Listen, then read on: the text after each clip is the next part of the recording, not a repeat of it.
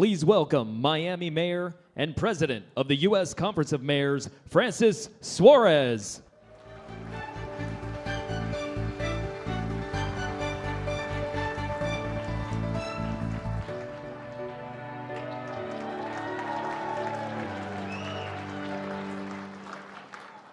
No standing applause again. I was reminded by my father, who's here, that the president and I have something in common. You know, we've both been in politics for about 40 years. And he reminded me that I was 2 years old when I did my first political commercial. I looked directly into the camera and I said, "Vota por papi, por favor." And so the president was reminding me we have something else in common backstage. He said, you know, we both married up. So I have to agree with him on that. Mr. President, honored guest, fellow mayors, ladies and gentlemen, we live in no ordinary time, and this is no ordinary moment. It is an honor to welcome President Biden and so many members of his administration, along with congressional leadership, Speaker Pelosi, and Leader McCarthy. It is a rare occasion that a sitting president attends our midwinter conference, but we know now more than ever that if we get our cities right, we'll get our country right.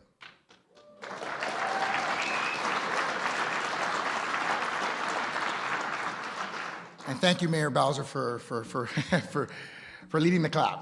Of course, host mayor always gets deference. For the past 2 years, mayors have stood on the front line of American democracy. Mayors have carried the heavy burden of economic recovery and social dislocation. Mayors have led on common sense public health measures to save lives and to save livelihoods. We mayors understand the issues at hand.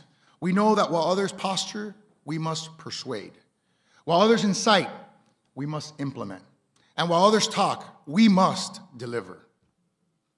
Mayors have stood in the breach between toxic partisanship on both sides to deliver real results for real people. We welcome you warmly and welcome further engagement with you and your administration in the years ahead, Mr. President.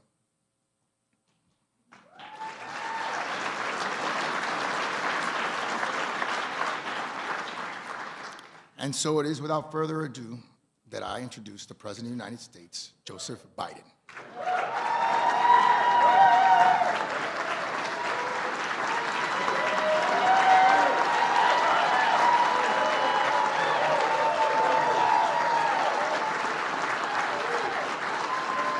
Hello, hello, hello. Thank you. It's good to have you all back in person.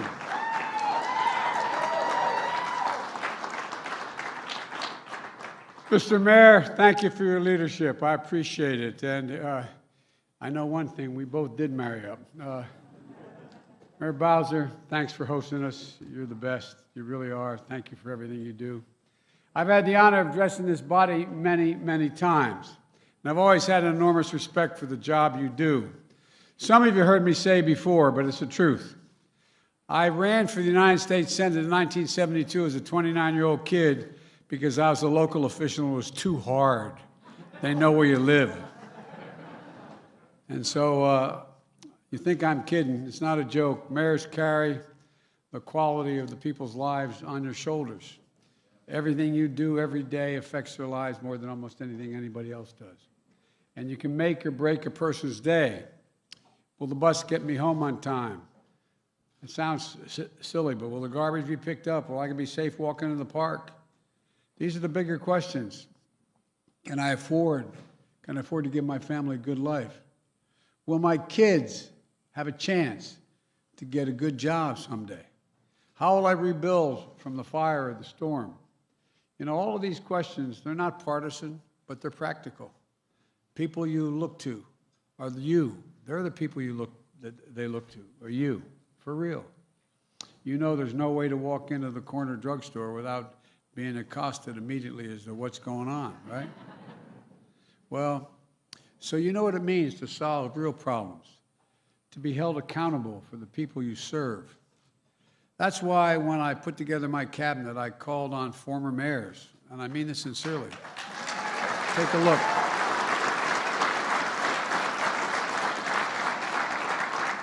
Tom Vilsack was a governor. He was also a mayor. Marcia Fudge, a mayor. Marty Walsh, a mayor in Boston. Pete Buttigieg is a mayor. And I picked Mitch Landrieu to oversee the implementation of the infrastructure law, which is over $200 million, because he knows how mayors get things done. No, I mean it. Not a joke. Because mayors know the measure of success isn't scoring partisan points. It's, did you fix the problem? Seriously, think about it. Did you fix the problem?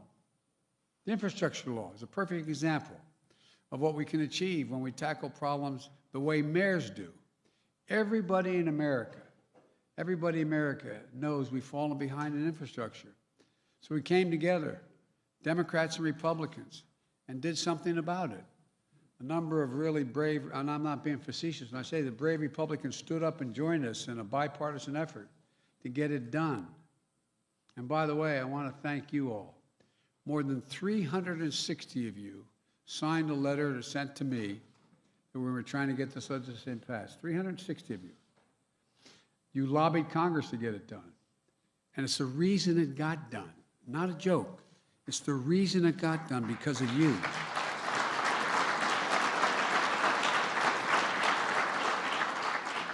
There were a lot of people who wanted to vote for it, but they had a lot of pressure not to vote for it for political reasons.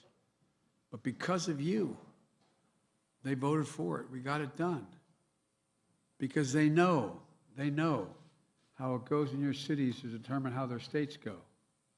And now, after years of dead ends and broken promises, not only has Infrastructure Week finally arrived, but we can literally, because you look forward to an infrastructure decade. That's not hyperbole. Back in 2009, when President Obama asked me to lead the recovery effort, which was an $800 billion effort, and the first thing I did, I went to the mayors. Not a joke. Now, most of you are too young to have been around in 2008, but look, I spoke to over 200 mayors putting that together. Because of them, because of you, we came through that moment together. That's the same approach that Mitch has taken, having been a former mayor, with all of you. I know Mitch has spoken to many of you already. And in just 2 months, we've already seen this law start to make a real difference, creating better jobs, transforming our communities in tangible ways. We've announced billions of dollars for highways, ports, airports, water and sewage systems, high-speed internet, funding to clean up the rivers in Ohio, chemical plants and sites in Florida, polluted lakes in Michigan, and dozens of other sites. A new program to cap and plug orphaned oil and gas wells, spewing methane into the air, cleaning up the communities that in fact they're affecting, while good-paying jobs. The folks who dug those wells when we needed them, they got paid well. Well, they're getting paid the same amount to plug those wells. It matters. It matters.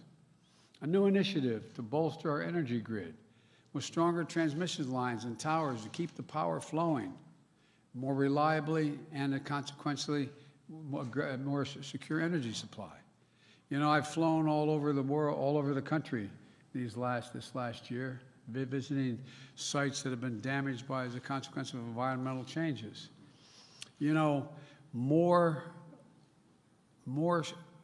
forest, homes, buildings, businesses have been burned to the ground than make up, if you take it in square miles, than the entire state of New Jersey, from New York all the way down to Cape Henlopen. That's how much is burned to the ground. A lot of it because of the lack of resilience in those towers that get blown over, the wires snap. We got so much we can do with this legislation now. Last week, we rolled out historic investments in our nation's bridges, like the one I visited in New Hampshire, where restrictions could force school buses and fire trucks to go 10 miles out of their way just to get across a small river. Or the I-10 bridge I visited in Louisiana. It's 20 years past its planned life. It doesn't have modern safety features. And it's last inspected the bridge is deemed to be in poor condition. And now it has 2 lanes on the bridge, okay? That a 4-lane interstate feeds into, creating and causing major backups. We're going to upgrade thousands of bridges, creating good paying jobs, cutting commute times, ensuring that as we build back, no community gets to be left behind. Folks, that mayor's view of the problem solving is exactly what we brought to the American Rescue Plan. It's designed so that you'd be able to have the resources and the flexibility to take both the short-term and long-term challenges created by this pandemic.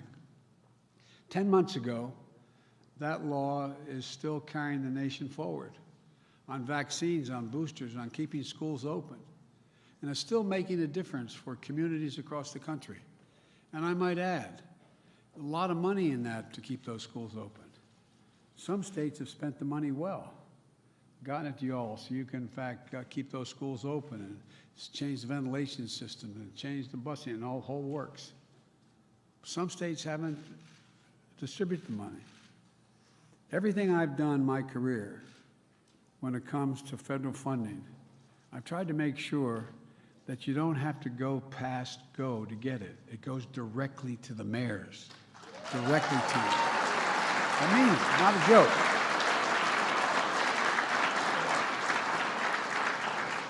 A major part of the rescue plan was the $350 billion we allocated to state and local budgets. And again, because of you, over $100 billion of that went directly to cities and counties, not to anybody. $100 billion. It was not easy to get done, but it's important to get done because you know what's needed. You didn't have to go through your state legislature. They're not bad folks, I don't mean that. Or your governor, good folks, to get the money. Today, communities are still putting those funds to work, keeping people on the job, connecting people to better jobs. In Seattle, the money is being used to give premium pay to local child care workers so they can keep child care centers open and available for folks who need it.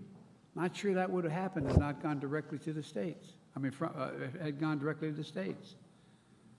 You know, in Phoenix, partner with community college. These funds are going to help workers find careers in regions and in the semiconductor industry, which is a big, big deal.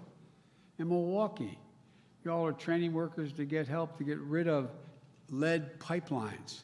You have 450,000 schools. I mean, the idea that we have our kids drinking out of fountains that have lead pipes feeding the fountains. Because everybody deserves clean water. Everybody, no matter where you're, city, suburban, or rural areas. Here in Washington, D.C., it's funding the expansion of an infrastructure academy, preparing local workers to take the good-paying jobs in manufacturing, construction, and utilities that are going to be created as a consequence of the infrastructure law. Look, I urge every American to take a look at what y'all are doing. I urge every mayor in America to follow suit, to use the resources, the rescue plan, the resources that were intended not just to stave off disaster, but to build for a future around the people who make communities run. Use your funds to cover child care costs or temporary paid leave to help certain workers dealing with Omicron. Build pathways to better jobs through union-based apprenticeships on-the-job training, to give people in every zip code a chance to deal for themselves and deal them into this booming economy. That also means building more affordable housing so people can have safe places closer to their jobs. Funding proven programs to help fight violent crime. We shouldn't be cutting funding for police departments. I propose increasing funding. Look, you know, we ask cops to do everything, including be psychologists and social workers. Guess what? They need psychologists and social workers. No, I mean it, not a joke.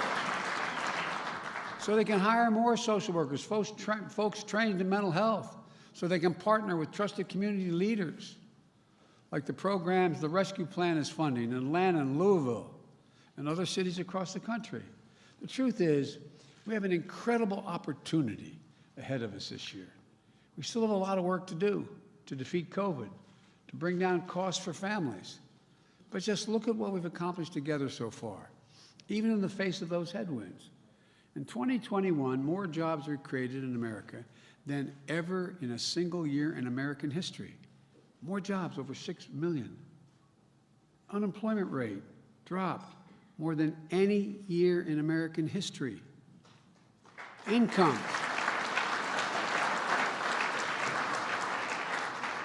for working frontline jobs in service industries rose more than any year in history. The folks at the bottom of the economic rung. We lowered child poverty in this country by nearly 40%, more than any time in U.S. history. You all know this. Business applications grew by nearly 30% last year, more than any year in history. If there's everything so bad, why are people fighting to open up businesses? More Americans gained health insurance than any year in history. These are facts.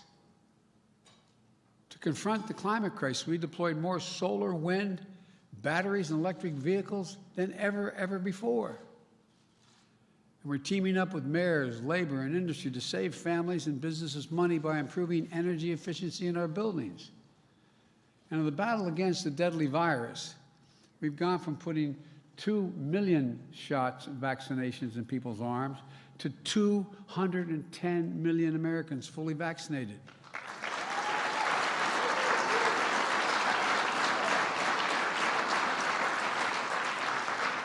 And you mayors have been critical partners. I'm not trying to be nice to you, it's just a fact. You've been critical partners in that fight from day one, from masking to testing to vaccinations. We partnered with you. We partnered with you on the Mayor's Challenge last summer, 115 cities working together to get Americans vaccinated. In Richmond, Mayor Stoney, you created vaccination clinics that doubled the job fair, doubled as job fairs. Get your shot, and it's also a job fair, encouraging people to come in. In Detroit, Mayor Duggan. Are you here, Mr. Mayor? I tell you what, I worked with him for a long time. There's a man who knows what he's doing. Mayor Duggan partnered with solar saloons and barbershops to get shots in people's arms. In St. Louis, Mayor Jones worked with churches and local food programs to reach neighborhoods with low vaccination rates. All of these efforts, you've saved lives. Not a joke, you've saved lives. Now, to keep up that fight against Omicron, we've launched dozens of federal testing sites in New York, Philadelphia, Henderson, Nevada, and elsewhere, throughout sites that we're launching every week. We've devoted federal medical teams made up of military, first responders, National Guard to bring relief to the hardest hit hospitals who need additional personnel just to keep it moving because they're so overrun. We're purchasing and distributing free 1 billion at-home tests so people can test themselves in their communities. And we still face tremendous challenges, though. But together, we've proven that we can get big things done in this country. Last year, your help, we laid the groundwork. This year, we have to build it. The biggest weapon in our arsenal is the Build Back Better Act. Nothing's going to do more to ease pressure on families. As my friend Jim Clyburn says, it's all about making everything more affordable and more accessible to people. Every mayor knows if people can't find affordable child care, they can't work. Some of your cities, it's $14,000, $15,000 a year for child care. That's why we have nearly 1.2 million extremely qualified women who haven't been able to return to the workforce. We can cut the cost of child care in half and fix that problem. Health insurance, we can reduce the cost for families we've done for $600 per year. On climate, extreme weather, disaster costs, communities, $145 billion last year. That's how much we spent because of weather-related crises. $145 billion. By investing in resilience and clean energy technology, we can do something about that. To give relief to families, in the American Rescue Plan, we had the child care tax credit. That did reduce child poverty by 40%. There's no reason it shouldn't continue. And on education,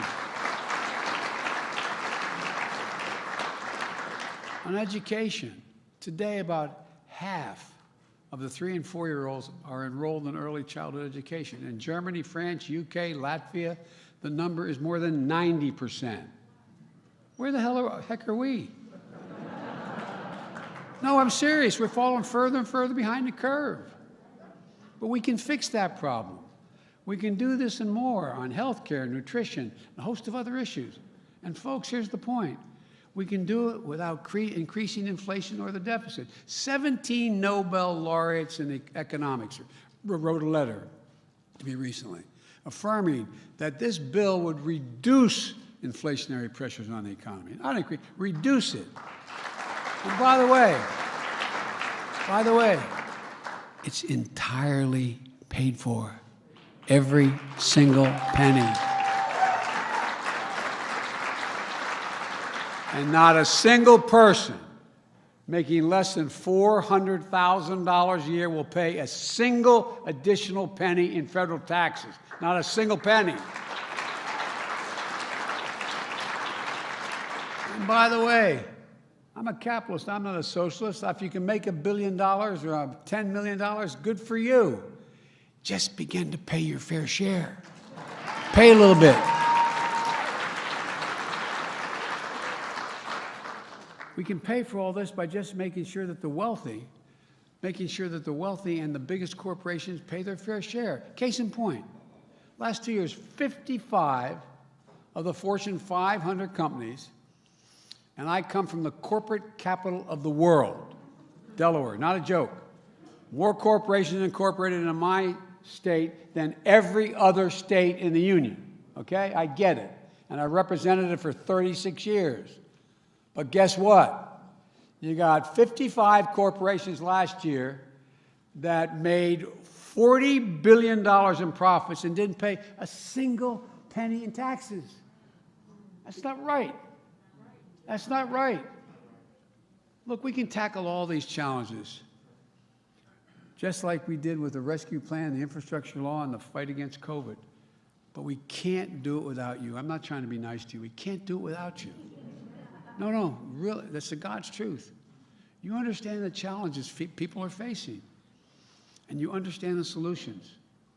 You know this isn't, when it gets down to whether the garbage gets collected or someone is safe in the street, this isn't partisan, it's practical.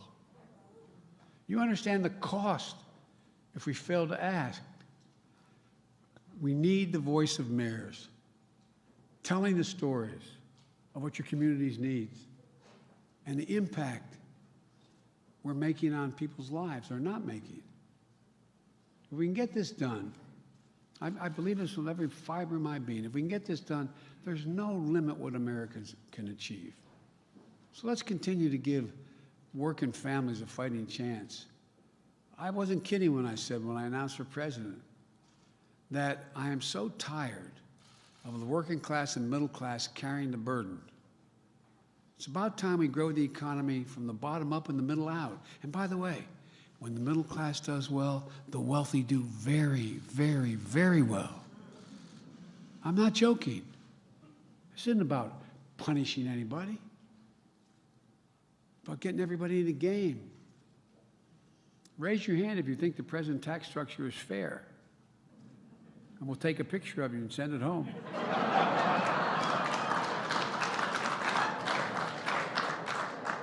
Seriously, guys. You know. The thing I like about mayors is you're straight. You know what I mean? You're just, you shoot from the shoulder. So let's keep investing in the future of every city and town in America.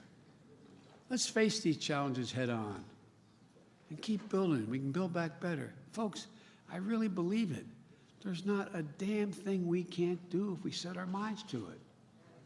And every single time,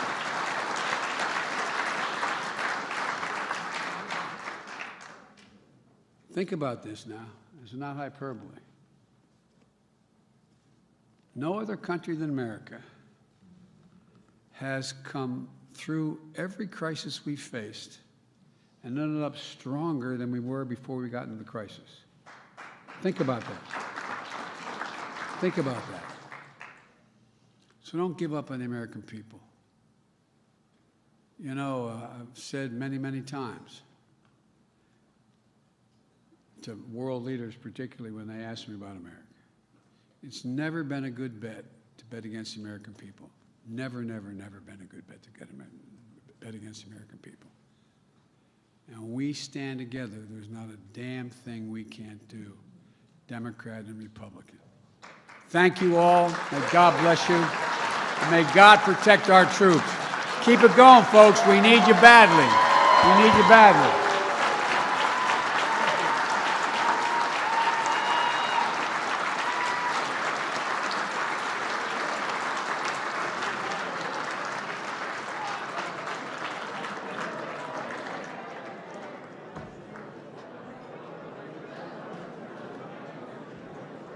Oh, where's everybody going?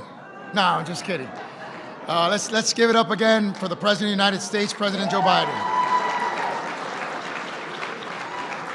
And that will conclude our 90th winter meeting. Get home safely.